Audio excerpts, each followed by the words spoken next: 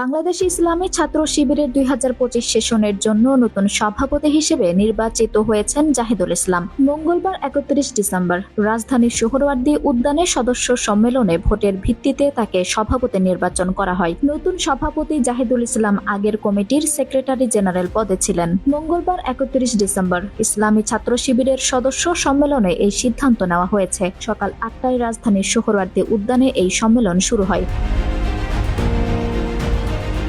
আওয়ামী লীগের ১.৫ দশকের শাসনের অবসানের পর প্রথমবারের মতো রাজধানীর সোহরাওয়ার্দী উদ্যানে প্রকাশ্যে ছাত্র শিবিরের এই সম্মেলন হচ্ছে। সারা দেশের সদস্যরা এতে অংশ নিচ্ছেন। এই সম্মেলনেই ২০২৫ সেশনের জন্য নির্বাচিত কেন্দ্রীয় সভাপতির নাম ঘোষণা করা হয়। এর জন্য গত ২৯ ডিসেম্বর সন্ধ্যা ৭টা থেকে গতকাল সোমবার রাত ৯টা পর্যন্ত সদস্যরা অনলাইনে ভোট দিয়েছেন।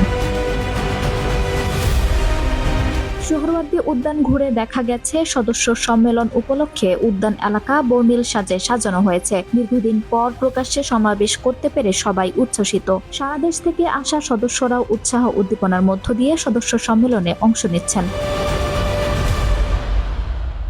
আঞ্জুম হক আরবি, টাইম নিউজ ডেস্ক।